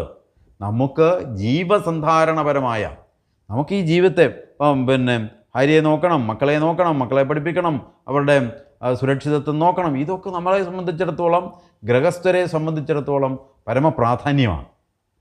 ഇനി നമ്മൾ ഭാര്യയും പിള്ളേരെ നോക്കാതെ ആത്മീയത അന്വേഷിച്ച് പോയാൽ അത് ഗുരുവിൻ്റെ ദർശനത്തിനും ഗുരുവിൻ്റെ തത്വത്തിനും യോജിച്ചതല്ല. ഗുരു പ്രത്യേകം പറഞ്ഞിട്ടുണ്ട്, ശിവഗിരി കല്യാണം കഴിഞ്ഞ് വഴക്കും കൂടി വരുന്നവരെ സന്യാസിയാക്കരുതെന്ന്. ആലോചിച്ച് നോക്കണം. അത് ഇതെല്ലാം ദീർഘവീക്ഷണത്തോട് അത്ര കൃത്യമാണ്. നമ്മൾ ഗുരുവിനെ ഫോളോ ചെയ്താൽ, അല്ലാതെ വെച്ചാൽ കല്യാണവും കഴിച്ച് പിള്ളേർ വായിക്കഴിഞ്ഞാൽ എന്ത് ചെയ്തുകൊള്ളണം? മര്യാദയ്ക്ക് വീട്ടിൽ അവരെ നോക്കി കഴിഞ്ഞുകൊള്ളണം. അവൻ പിന്നെ എന്ത് ചെയ്യരുത്, ആ ഉത്തരവാദിത്വത്തിൽ നിന്ന് ഒളിച്ചോടി ഈ സന്യാസ സങ്കേതങ്ങളിൽ പോയി അഭയം തേടരുത്. നിങ്ങൾ വളരെ തമാശ, ഈ അഭിനവ ഗുരുക്കന്മാരെ ഒക്കെ നോക്കിയാൽ ഇവർക്കൊക്കെ ഈ പറഞ്ഞതുപോലെ വീട്ടിൽ നിൽക്കാൻ പറ്റാത്ത, വീട്ടുകാരെ നോക്കാൻ പറ്റാത്ത സാഹചര്യത്തിൽ നിന്ന് ഉണ്ടായ സന്യാസവും ഉണ്ടായ ഗുരുത്വവുമാണ്. അത് മനസ്സിലാക്കണം. അപ്പം വീട്ടിൽ നിൽക്കാൻ പറ്റാത്തവർക്ക് വേണ്ടിയിട്ടുള്ളതല്ല ആധ്യാത്മികത. ഇപ്പം നമ്മളെല്ലാം ആ കാര്യത്തിൽ എന്താ പറയുക, വളരെ ശ്രദ്ധാലുക്കളാവണം. ഭാര്യയും മക്കളെയും നോക്കി അവരുടെ പൂർണ്ണ സുരക്ഷിതത്വം ഉറപ്പാക്കുമ്പോൾ മാത്രമാണ് നമ്മൾ ഗൃഹസ്ഥൻ എന്ന നിലയിൽ നമ്മുടെ കർമ്മം, നമ്മുടെ ധർമ്മം നിറവേറ്റുന്നത്. അല്ലാതെ ഇത് ഉപേക്ഷിച്ചിട്ട് ആധ്യാത്മികത പറയുന്നതിലല്ല. അതുകൊണ്ടാണ് വളരെ സ്പെസിഫിക്കായിട്ട് ഗുരു പറഞ്ഞു, വീട്ടിൽ വഴക്ക് കൂടിയിട്ട് ശിവഗിരി വരുന്നവർക്ക് ഒരു കാരണവശാലും സന്യാസം നൽകരുത് എന്ന്. അപ്പം നമുക്കൊന്നും ഈ ആത്മാന്വേഷണം നടത്തുവാനുള്ള സാഹചര്യമില്ല. അപ്പോൾ ഗുരുവിനും വേണമെങ്കിൽ കുടുംബമായി ജീവിക്കാമായിരുന്നു. ഇവരെല്ലാം അവരുടെ ഗുരുവിൻ്റെ ജീവിത ചരിത്രം നമ്മൾ പഠിക്കുമ്പം നമുക്ക് മനസ്സിലാവുന്നത് എന്താ, ഗുരുവിനെയും ഈ പ്രാരബ്ധത്തിൽ ബന്ധിതസ്ഥനാക്കാനാണ് ആ ബന്ധുക്കാർ ശ്രമിച്ചത്. പക്ഷേ ഗുരു അവിടെ എന്ത് ചെയ്യുന്നു, നമുക്ക് വേറെ ലക്ഷ്യമുണ്ട് എന്ന് പറഞ്ഞ് ആ ലക്ഷ്യത്തിലേക്ക് പ്രാധാന്യം കൊടുത്ത് ഗുരു ആത്മാന്വേഷണത്തിന് പോകുന്നു. അങ്ങനെ ആത്മാന്വേഷണം നടത്തി ആത്മസാക്ഷാത്കാരം നേടി. കണ്ടോ, ഞാൻ ആരാണ്? ഇനി ഞാൻ ആരാണെന്ന് ബോധ്യപ്പെട്ടു കഴിഞ്ഞാൽ പിന്നെന്താ അറിയേണ്ടുന്നത്? ഈ പ്രപഞ്ചം എന്താണ് എന്നാണ്. നമ്മൾ അധിവസിക്കുന്ന ഈ ഭൂമി അല്ലെങ്കിൽ ഈ പ്രപഞ്ചം, ഇതിൻ്റെ വാസ്തവം എന്താണ്? അപ്പം ഈ രണ്ട് കാര്യമേ യഥാർത്ഥത്തിൽ ഗുരുവിന് പഠിപ്പിക്കേണ്ടതുള്ളൂ. ഈ രണ്ട് കാര്യം ആണ് നമുക്കാർക്കും അറിയാത്തത്. അപ്പോൾ ലോകർക്ക് അല്ലെങ്കിൽ സത്യാന്വേഷികൾക്ക്, ഇപ്പോൾ ശാസ്ത്രജ്ഞന്മാർക്ക്, ബുദ്ധിജീവികൾക്ക് ഒക്കെ പിടികിട്ടാതിരിക്കുന്ന ഈ പരമസത്യത്തെ ബോധ്യപ്പെടുത്തുക എന്നുള്ളതാണ് ഗുരുവിൻ്റെ ധർമ്മം. പക്ഷേ അത് ബോധ്യപ്പെടുത്താൻ വേണ്ടി അവിടുന്ന് കാരുണ്യപൂർവ്വം എന്ത് ചെയ്യുന്നു, നമുക്ക് ബോധ്യപ്പെടുന്നതായ ഉദാഹരണങ്ങളെ സ്വീകരിക്കുന്നു. അവിടെയായി കുടവും ചട്ടിയൊക്കെ വരുന്നത്. മനസ്സിലാവുന്നില്ലേ? അപ്പം നമുക്ക് ബോധ്യപ്പെടണമെങ്കിൽ എന്ത് വേണം? നമുക്ക് ബോധ്യപ്പെടുന്ന ഉദാഹരണങ്ങളെ സ്വീകരിക്കണം. അപ്പോൾ അതിനാണ് തിരയും പിന്നെ കയറും ഈ പറഞ്ഞതുപോലെ കുടവുമൊക്കെ ഗുരു ഉദാഹരണമായി കൊണ്ടുവരുന്നത്. അപ്പം ഗുരുവിനെ ഈ ദൃശ്യം, ഈ കാണുന്ന ഈ പ്രപഞ്ചം നേരല്ല എന്ന് ബോധ്യപ്പെടുത്തുക എന്നുള്ളതാണ് ഗുരുവിൻ്റെ ലക്ഷ്യം. നേരല്ല ദൃശ്യം, ഇത് ദൃക്കിനെ നീക്കി നോക്കിൽ വേറല്ല വിശ്വം അറിവാം മരുവിൽ പ്രവാഹം. അപ്പം മരുവിൽ പ്രവാഹം പോലെ, മരുഭൂമിയിൽ ജലപ്രവാഹം ഉണ്ടെന്ന് തോന്നുന്നത് പോലെ അസ്ഥിരമാണ് നമ്മുടെ ഈ അനുഭവം എന്ന് നമ്മളെ ബോധ്യപ്പെടുത്തുക എന്നുള്ളതാണ്. കാരണം ഗുരുവിനത് ബോധ്യപ്പെട്ടു ഇല്ലേ? സത്യത്തിലില്ല ഉലകം, സകലം വിവേക വിധ്വസ്തമായ വിറകും വിലസുന്നു മുൻപോൽ, നിസ്തർക്കമായി മരുവിലില്ലിക നീരമെന്ന് സിദ്ധിക്കിലും വിലസിടുന്നിത് മുൻപ്രകാരം. കണ്ടോ? അപ്പം ഇങ്ങനെ ഇല്ലാത്തതായ ഒരു, വാസ്തവത്തിലില്ലാത്തതായ, ഇപ്പം നമ്മൾ ഈ മണ്ണുകൊണ്ടുണ്ടാക്കിയ ചട്ടിയെയും കലത്തെയും കലം എന്ന് മാത്രം ധരിക്കുന്നത് പോലെ ഒരു തെറ്റിദ്ധാരണയാണ് നമുക്ക് പ്രപഞ്ചത്തെക്കുറിച്ചും ഉള്ളത്. അപ്പം നമ്മൾ ഈ കാണുന്ന പോലെ അല്ല പ്രപഞ്ചം, എന്നാ ഈ പ്രകൃതി ഇതല്ല ഇതിൻ്റെ വാസ്തവം, അത് ബോധ്യപ്പെടുകയാണ് വേണ്ടുന്നത്. അപ്പോൾ ആ ജനനീ നവരത്ന മഞ്ജരിയിലെ ഓരോ വാക്കുകളെയും നിങ്ങൾക്ക് അദ്വൈത ദീപികയുമായി ചേർത്ത് വെച്ച് മനസ്സിലാക്കാവുന്നതാണ്. പക്ഷേ ഇവിടെയാണ് ഇതിൻ്റെ കോൺട്രഡിക്ഷൻ. അദ്വൈത ദീപികയെ നിങ്ങൾ ദാർശനിക കൃതി എന്ന് പറയും, ജനനീ നവരത്ന മഞ്ജരിയെ നിങ്ങൾ സ്തോത്രകൃതി എന്ന് പറയും. ഞാൻ നിങ്ങളോട് ഓർമ്മപ്പെടുത്താൻ ഉദ്ദേശിക്കുന്നത്, നിങ്ങൾ ഈ അദ്വൈത ദീപികയെയും ജനനീ നവരത്ന മഞ്ജരിയെയും രണ്ടായി കാണേണ്ടുന്നതില്ല. കാരണം ഇതിൻ്റെ രണ്ടിലെയും പ്രതിപാദ്യം ഈ ഞാനും ഈ പ്രപഞ്ചവും തന്നെയാണ്, അല്ലാതെ ദേവിയുടെ വർണ്ണനയല്ല. അപ്പം ഈ കൃതി എഴുതിപ്പോയി എന്ന കാരണത്താൽ, അല്ലെങ്കിൽ ഇങ്ങനെയുള്ള കൃതികൾ എഴുതി എന്ന കാരണത്താൽ ഗുരുവിനെ മതവത്കരിക്കുന്നത് എത്ര നീചമാണ് എന്ന് നിങ്ങൾ തിരിച്ചറിയണം. അത് നീചമാണ്, അത് എന്താ പറയുക, സമൂഹത്തെ തെറ്റിദ്ധരിപ്പിക്കുകയാണ്. അപ്പം ഞാനിത് നിങ്ങളോട് ഇപ്പോൾ ഇങ്ങനെ പറയുന്നത് നിങ്ങൾ തെറ്റിദ്ധരിക്കരുത് ഗുരുവിനെ എന്ന് കരുതിയിട്ടാണ്. ഗുരുവിനെ നിങ്ങൾ കൃത്യമായും, നിങ്ങൾക്ക് രാഷ്ട്രീയമോ മറ്റ് വ്യക്തിപരമോ സാമൂഹികമായോ ഒക്കെ ആയിട്ടുള്ള സംഘടനാപരമായോ ഒക്കെ ആവശ്യമുണ്ടെങ്കിൽ അത് ആ നിലയ്ക്ക് അങ്ങ് വിടുക. പക്ഷെ അതിനൊന്നും ഗുരുവിനെ തെറ്റിദ്ധരിപ്പിക്കാൻ ഉപയോഗിക്കരുത്. ഗുരുവിനെ അതിൽ നിന്നൊക്കെ വേണ്ടി വിനിയോഗിക്കരുത്. ഗുരുവിനെ അതിൽ നിന്ന് ഒഴിവാക്കണം. ഏതിന്? നമ്മുടെ വ്യക്തിപരമോ സംഘടനാപരമോ രാഷ്ട്രീയമോ ആയിട്ടുള്ള ആവശ്യങ്ങൾക്ക് വേണ്ടി ഗുരുവിനെ തെറ്റിദ്ധരിപ്പിക്കുന്നത് ഒഴിവാക്കണം എന്നും, അതേപോലെ വാസ്തവം ഇതാണ്. നിങ്ങൾ ഇപ്പോൾ ഇന്ന് തന്നെ ജനനീ നവരത്ന മഞ്ജരിയിലെ ഓരോ മന്ത്രവും അതേപോലെ തന്നെ അദ്വൈത ദീപികയും ചേർത്ത് വെച്ച് പഠിച്ചു നോക്ക്. ഇത് തമ്മിൽ എന്താ വ്യത്യാസം? അപ്പം ഒന്നിനെ നിങ്ങൾ അദ്വൈത ദീപിക എന്ന് പേരിട്ട് കഴിഞ്ഞാൽ അതിനെ ദർശനമാണെന്ന് നിങ്ങൾ പറയും, ദാർശനിക കൃതിയാണെന്ന് പറയും. ജനനീ നവരത്ന മഞ്ജരി എന്ന് പേരിട്ട് പോയാൽ അതെന്തായി? സ്തോത്രം. പക്ഷേ ഇവിടെ നിങ്ങൾ ഗുരുവിനെ തിരിച്ചറിയണം, ഗുരുവിൻ്റെ മനഃശാസ്ത്രപരത തിരിച്ചറിയണം. എന്താ ഗുരുവിൻ്റെ മനഃശാസ്ത്രപരത? കാരണം ജനങ്ങളെ ഈ തത്വം അറിയിക്കുവാൻ ഏറ്റവും എളുപ്പം അവരുടെ വിശ്വാസത്തോട് ചേർന്ന് നിൽക്കുന്നതാണ്. വിശ്വാസത്തെ തള്ളിക്കൊണ്ടല്ല, മറിച്ച് വിശ്വാസത്തെ ഉൾക്കൊണ്ടുകൊണ്ടാണ് ഗുരു ദർശനം അവതരിപ്പിക്കുന്നത്. അത് ഗുരുവിൻ്റെ മനഃശാസ്ത്രപരതയാണ്. മനുഷ്യൻ്റെ മനസ്സിനെ നന്നായി അറിഞ്ഞുകൊണ്ട് ഗുരു എന്ത് ചെയ്യുന്നു? അതിനോട് ചേർന്ന് നിൽക്കുന്നു. കാരണം ഈ അറിവ് സമൂഹത്തിന് അനിവാര്യമാണ് എന്നുള്ളത് കൊണ്ട്. അപ്പം സമൂഹത്തിന് ഈ അറിവ് അനിവാര്യമായതുകൊണ്ട് ഗുരു എന്ത് ചെയ്യുന്നു? ഇപ്പം ജനനീ നവരത്ന മഞ്ജരി ഇപ്പം ഇപ്പം കേരളത്തിലെ അല്ലെങ്കിൽ മലയാളികൾക്ക് അല്ലെങ്കിൽ ഗുരുവിനെ ഫോളോ ചെയ്യുന്നവർക്ക് ആർക്കും ബഹുഭൂരിപക്ഷത്തിനും അറിയാവുന്ന ഒരു കൃതി ഏതാണെന്ന് ചോദിച്ചാൽ ജനനീ നവരത്ന മഞ്ജരി. അതോ അദ്വൈതീവികയാണോ? അത് സംശയം വേണ്ട, ജനനീ നവരത്ന മഞ്ജരി ആയിരിക്കും കൂടുതലായിട്ടുള്ളവർക്ക് അറിയുന്നത്. എന്തുകൊണ്ടാണ്? അതിനൊരു ദേവതാ സങ്കല്പമുണ്ട് എന്നുള്ള തെറ്റിദ്ധാരണ ഉണ്ടാകും. അപ്പം അടിസ്ഥാനപരമായി ഇവർ വിശ്വാസികളാണ്. അപ്പോൾ വിശ്വാസികളായതുകൊണ്ട് ജനനി എന്നൊരു വാക്ക് കേട്ടപ്പം എന്തായി? ദേവിയായി. അപ്പോൾ ദേവി സ്തുതിയായി. അപ്പോൾ ദേവി ആരാധനാപാത്രമാണ്. അപ്പോൾ ദേവിയെ അപ്പോൾ അത് കാണാൻ പഠിക്കണം, അത് ചൊല്ലണം, അതിൻ്റെ അർത്ഥം അറിയണം. അദ്വൈത ദേവിയോ അത് നമുക്ക് പറ്റിയതല്ല. എന്താ? അദ്വൈത ദേവിയോ വലിയ തത്വചിന്തയാണ്. ഈ ഒരു കാഴ്ചപ്പാട് സാധാരണ ജനങ്ങൾക്ക് ഉണ്ടാകും. അപ്പോൾ ഗുരു എന്ത് ചെയ്യുന്നു? വളരെ തന്ത്രപൂർവം മനുഷ്യനോടുള്ള കാരുണ്യം കൊണ്ട് അവൻ്റെ വിശ്വാസത്തോട് ചേർന്ന് നിന്ന് അവനെ തത്വം പഠിപ്പിക്കാനുള്ള ഏറ്റവും മനഃശാസ്ത്രപരമായൊരു സമീപനം ഗുരു അവൻ്റെ ഉള്ളിലുള്ള ദേവതകളെ, അവൻ്റെ ഉള്ളിലുള്ള വിശ്വാസങ്ങളെ, അവൻ്റെ ആരാധനാപാത്രങ്ങളെ വെച്ചുകൊണ്ട് എന്ത് ചെയ്യുന്നു? ഈ പരമമായ സത്യത്തെ അവരിലേക്ക് എത്തിക്കുന്നു. ഈ ഒരു തരത്തിൽ നമുക്ക് ജനനീ നവരത്ന മഞ്ജരിയെ കാണാൻ കഴിഞ്ഞാൽ നമുക്ക് ഈ ഗുരുവിനെ തെറ്റിദ്ധരിപ്പിക്കുന്ന, ഗുരുവിനെ മതവത്കരിക്കുന്ന, ഗുരുവിനെ ഈ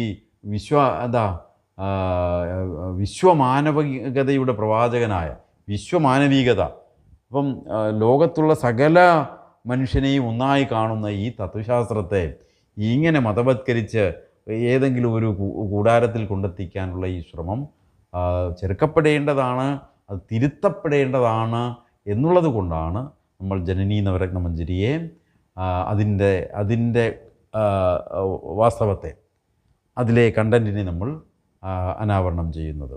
അപ്പം ഞാൻ ശ്ലോകത്തിൽ എവിടെ എത്തിയെന്ന് നോക്കാം. ആരായുകിൽ തിരകൾ നീരായിടുന്നു, ഫണി നാരായിടുന്നു, കുടവും പാരായിടുന്നു, അതിന് നേരായിടുന്നു ഉലകം. ഓരായികിലുണ്ട് അഖിലവും. കണ്ടോ, ഈ സകലതും എപ്പോൾ മാത്രമാണുള്ളത്? ഓരായുകയാണ്. അന്വേഷിക്കാതിരിക്കുകയാണെങ്കിൽ ഇതെല്ലാം കൃത്യമായിട്ടും ഇതുപോലെ തന്നെ വിലസും. അന്വേഷിച്ചാലോ ഇതൊന്നും നമ്മൾ കാണുന്നത് പോലെ അല്ല എന്ന് തിരിച്ചറിയാൻ പറ്റും. ആരായുകിൽ ഈ ഉലകമില്ല, തത്വമോരാതവർക്ക് ഇത് ഉലകായി വിലസും ഭ്രമത്താൽ. ആരാൽ വിളക്കരികിലില്ല പിശാച്, ഇത് അന്ധകാരം ഭയന്നവന് ഇരുട്ട് പിശാചു പോലാം. കണ്ടോ, ഇതാണ് വാസ്തവം. ആരായുകിൽ ഈ ഉലകമില്ല, ഇങ്ങനെയല്ല ഈ ഉലകം, ഇതല്ല. നമ്മൾ അന്വേഷിച്ചാൽ ഇതെല്ലാം നശ്വരമായിട്ടുള്ളതാണ്. അപ്പോൾ ഈ നശ്വരമായിട്ടുള്ള ഈ വസ്തുക്കളിൽ ഇതിനെല്ലാം അടിസ്ഥാനപരമായി അനശ്വരമായൊരു ചൈതന്യം, ഒരു സത്യം നിലകൊള്ളുന്നു. ഇതാണ്. അപ്പോൾ അത് നമുക്ക് കാണാൻ കഴിയുന്നില്ല, നമുക്കറിയാനും കഴിയുന്നില്ല. നമ്മൾ കാണുന്നത് എന്തുമാത്രമാണ്? ഈ നശ്വരമായിട്ടുള്ള പ്രാപഞ്ചികമായ വസ്തുവകകളെയാണ്. അപ്പോൾ ഇതെല്ലാം നശ്വരമാണ്, ഇതില്ലാതെ ആകും. അപ്പോൾ ഇതെല്ലാം ഇല്ലാതാകുമ്പോൾ എന്താണോ ഉള്ളത് അത് മാത്രമാണ് ഉള്ളത്. ആരായുകിൽ ഈ ഉലകമില്ല, ഇത് അവിദ്യ. തത്വമോരാതവർക്ക്, തത്വാന്വേഷണം ചെയ്യാത്തവർക്ക്, ഇതിൻ്റെ താത്വികമായി വിശകലനം ചെയ്യാത്തവർക്ക് ഇത് ഉലകായി വിലസും ഭ്രമത്താൽ. ഇതുലകാണെന്ന് തോന്നും. ഏതുപോലെ? ആരാൽ അന്വേഷിച്ചാൽ വിളക്കരികിലില്ല പിശാച്. പിന്നെ പിശാച് എന്തുവാ? ഒരു പറയുകയാണ്, ഈ പിശാചെന്ന് പറയുന്നത് അന്ധകാരം ഭയന്നവന് ഇരുട്ട് പിശാചു പോലാം. അപ്പോൾ എന്താ പിശാച്? അന്ധകാരം ഭയന്നവന് ഇരുട്ട് പിശാചായിട്ടാണ് അനുഭവപ്പെടുന്നത്. നിങ്ങൾ ശ്രദ്ധിച്ചാൽ ഗുരുവിൻ്റെ ആ പ്രയോഗത്തിൻ്റെ നർമ്മമാണ്. ഏതെങ്കിലും ചെകുത്താനെ പകല് കണ്ടിട്ടുണ്ടോ ആരെങ്കിലും? ഈ സർവ്വചെകുത്താന്മാരെയും കാണുന്നത് എപ്പോഴാണ്? രാത്രിയിലാണ്. എന്തുകൊണ്ടാണ്? ചെകുത്താൻ പകലിറങ്ങാത്തത് കൊണ്ടാണോ? ആലോചിച്ച് എത്ര രസകരമായിട്ടാണ് ഗുരുവിൻ്റെ പ്രതിപാദ്യം. അപ്പം ഈ അന്ധകാരം ഭയന്നവന് ഇരുട്ട് പിശാചു പോലാം. കണ്ടോ, ഇതേപോലെ തന്നെയാണ് ഇതെല്ലാം. ഈ പ്രപഞ്ചം ഇങ്ങനെയാണ്. അന്ധകാരം ഭയന്നവൻ ഇരുട്ടിനെ പിശാചാണ് എന്ന് വ്യാഖ്യാനിച്ച് ഭയപ്പെട്ട്, ഏറ്റവും വലിയ തമാശ, ഈ പിശാചിനെ കണ്ട് ഭയപ്പെട്ടവൻ അവൻ അടങ്ങിയിരിക്കുകയല്ല ചെയ്യുന്നത്. അവൻ ഈ പിശാചിൻ്റെ കഥ പറഞ്ഞ് നാട്ടുകാരെ മൊത്തം ഭയപ്പെടുത്തുകയാണ് ചെയ്യുന്നത്. കണ്ടോ, അവൻ്റെ ഭയം, അവനീ ഇല്ലാത്തതിനെ, അവൻ്റെ ഈ അറിവില്ലായ്മ അവന് ഭയം ഉണ്ടാക്കി എന്ന് വരുത്തുകയല്ല ചെയ്യുന്നത്. അവൻ അങ്ങനെ തിരിച്ചറിയുകയല്ല. അവൻ ഈ പിശാചിൻ്റെ കഥ 100 പേരോട് പറഞ്ഞ് ഈ 100 പേര് ഈ സമൂഹത്തെ മൊത്തം തെറ്റിദ്ധരിപ്പിച്ച് മൊത്തം ആൾക്കാരെയും പിശാചിനെ ഭയപ്പെട്ടു. ഇന്ന് പിശാചില്ലെന്ന് ആരെങ്കിലും പറഞ്ഞാൽ സമ്മതിക്കുമോ? നമ്മളിത് പറഞ്ഞാലേ, ഇപ്പോൾ ഗുരു പഠിപ്പിച്ച ഈ വാസ്തവം നമ്മൾ സമൂഹത്തോട് പറഞ്ഞാൽ സമൂഹം അംഗീകരിക്കുമോ? ഇല്ല. കാര്യം എന്താ? സമൂഹം അങ്ങനെ മൊത്തമായി പിശാച് ഇപ്പം മനഃശാസ്ത്രത്തിൽ പാരാസൈക്കോളജി എന്നും പറഞ്ഞ് എൻ്റെ ഒരു പ്രൊഫസർ ഞങ്ങളെ പഠിപ്പിച്ചുകൊണ്ടിരുന്ന കാലം തൊട്ടേ പിശാചിനെ അന്വേഷിച്ച് കഴിയുന്നുണ്ട്. സാറിൻ്റെ ഒരുപാട് യൂട്യൂബ് ടോക്കുകൾ ഞാൻ കാണാറുണ്ട്. സാറിപ്പോൾ ഇത് തന്നെ പണി. കാര്യം എന്താ? പിശാചിന് അത്ര ഡിമാൻഡുണ്ട്. കാരണം പിശാചിനെ അറിയാൻ വേണ്ടി, പിശാച് ഉണ്ടോ ഇല്ലയോ എന്നറിയാൻ എല്ലാവരും ഭയങ്കര ആകാംക്ഷയുള്ളവരാ. പക്ഷെ ഗുരു അസന്നിഗ്ധമായി പറയുന്നു, ഇത് അന്ധകാരം ഭയന്നവന് ഇരുട്ട് പിശാചു പോലെയാണ്. അപ്പം ഇങ്ങനെ നമുക്ക് ശ്ലോകത്തിലേക്ക് വരാം. ആരായുകിൽ തിരകൾ നീരായിടുന്നു, പണി നാരായിടുന്നു, കുടവും പാരായിടുന്നു, അതിന് നേരായിടുന്നു ഉലകം. ഓരായികിലുണ്ട് അഖിലവും നേരായി വന്നിടുക, വേറെ ആരുമില്ല ഗതി ഹേ രാജയോഗ ജനനി. അപ്പോൾ ഇവിടെ ജനനിയുടെ ഒരു ആവശ്യം, ജനനിയെ കാണുന്നത് എന്തിനാ? ഈ സത്യം ഒന്ന് ബോധ്യപ്പെടുത്തരിക. വേറെ ഒരു നിവർത്തിയില്ല, വേറെ ഒരു ഗതിയില്ല. അപ്പോൾ ഗതികേട്, അപ്പോൾ എൻ്റെ ഗതി വെച്ചാൽ ഈ പരമാർത്ഥം എനിക്ക് ബോധ്യപ്പെടുത്തി തരുവാൻ മറ്റൊരു വഴിയുമില്ല. അപ്പോൾ ഈ അറിവിനെ, ഈ അഖണ്ഡമായ ബോധത്തെ, ഈ അറിവിനെ അറിയുക എന്നതല്ലാതെ ഈ പരമാർത്ഥം അറിയുവാൻ മറ്റൊരു വഴിയുമില്ല. അതുകൊണ്ട് ഈ അറിവ് നേരായി വന്നിടുക, വേറെ ആരുമില്ല ഗതി. ഹേ രാജയോഗ ജനനി. അപ്പോൾ അവിടെ ജനനി എന്നൊരു പദം ഉപയോഗിക്കുന്നു, അതിനെ വിശേഷിപ്പിക്കുന്നു രാജയോഗ ജനനി. അപ്പോൾ രാജയോഗം എന്നത് എന്താ പറയുക, ഒരു വഴിയും ലക്ഷ്യവുമായിട്ടുള്ള സംഗതിയാണ്. ഇപ്പോൾ രാജയോഗാവസ്ഥ എന്ന് പറയുമ്പോൾ ലക്ഷ്യമായി. രാജയോഗം എന്ന് പറയുന്ന ഒരു മാർഗമുണ്ട്. അതെന്താ? അത് ചില പ്രാക്ടീസസാണ്. അപ്പം വഴിയും ലക്ഷ്യവുമായി എന്ത് ചെയ്യണം? ഈ അറിവെത്തണം. അപ്പോൾ ഒരു അറിവാകുന്ന പ്രാക്ടീസ് കൊണ്ട്, ഒരറിവ് പ്രാക്ടീസ് ചെയ്തുകൊണ്ട്, ഒരറിവ് സാധന ചെയ്തുകൊണ്ട് ഈ അറിവാകുന്ന ലക്ഷ്യത്തിലേക്ക് എന്നെ എത്തിക്കുക, എനിക്ക് എത്തപ്പെടണം. ഇതാണ് ആവശ്യം. അപ്പോൾ ജനനി എന്നൊരു സംബോധനയല്ലാതെ ആ സംബോധന അവൻ്റെ വിശ്വാസത്തോട് ചേർത്ത് നിർത്തി ഈ അറിവില്ലായ്മയിൽ നിന്ന്, ഈ തെറ്റിദ്ധാരണയിൽ നിന്ന് എനിക്ക് ഈ അറിവിലേക്ക് എത്തുവാൻ ഈ വഴിയും വഴികാട്ടിയും ലക്ഷ്യവുമായിരിക്കാൻ അല്ലയോ ജനനി ഇരിക്കേണ്ടത്, അല്ലയോ ഹേ രാജയോഗ ജനനി. രാജയോഗമാകുന്ന അവസ്ഥയെ പ്രാപിച്ച ആ ജനനി, എല്ലാം ജനിപ്പിക്കുന്നവൾ, ഈ അഖണ്ഡമായ. അപ്പം ജനനി എന്നുള്ള പ്രയോഗത്തിൽ നമ്മൾ ആദ്യമേ പറഞ്ഞു, മാമതി, മഹത്തായ മതി എന്ന നിലയിലാണ് ജനനിയെ അവതരിപ്പിക്കുന്നത്. മഹത്തായ ഈ അറിവ് എനിക്ക് പ്രദാനം ചെയ്യണം, എനിക്ക് ഈ അറിവിലൂടെ അറിവിനെ ലക്ഷ്യവും അറിവിനെ മാർഗവുമാക്കുവാൻ എനിക്ക് സാധിക്കണം എന്നാണ് ഈ സ്തോത്രം എന്ന് കരുതുന്ന. അപ്പോൾ ഇത് സ്തോത്രമാണോ എന്ന് നിങ്ങൾ ആലോചിക്കുക, പഠിക്കുക. അപ്പം ഈ അഖണ്ഡമായ ബോധത്തിലേക്ക് എന്നെ ഉയർത്തണം, എനിക്ക് അറിവുണ്ടാവണം. ആ അറിവാണ് ഈശ്വരൻ എന്ന് തിരിച്ചറിയുവാൻ എനിക്ക് അവസരമുണ്ടാവണം എന്ന മഹത്തായ ജ്ഞാനമാണ് ഗുരു നമുക്ക് ഈ കൃതിയിലൂടെ വിളമ്പിത്തരുന്നത്. അപ്പം ഇതൊരു തികച്ചും ദാർശനികമായ ആത്മോപദ ശതകം പോലെ, ദർശനമാല പോലെ, അദ്വൈത ദീപിക പോലെ, ബ്രഹ്മവിദ്യാ പഞ്ചകം പോലെ എന്ന് വേണ്ട, നിങ്ങൾ ഏതെല്ലാം കൃതികളെയാണോ ദാർശനികം എന്ന് തരംതിരിച്ച് വച്ചിരിക്കുന്നത്, ആ കൃതികളിൽ അതേ ശ്രേണിയിൽ പെടേണ്ടുന്ന, അതേ പ്രതിപാദ്യമായിട്ടുള്ള ഒരു കൃതിയാണിത്, രചനയാണിത്.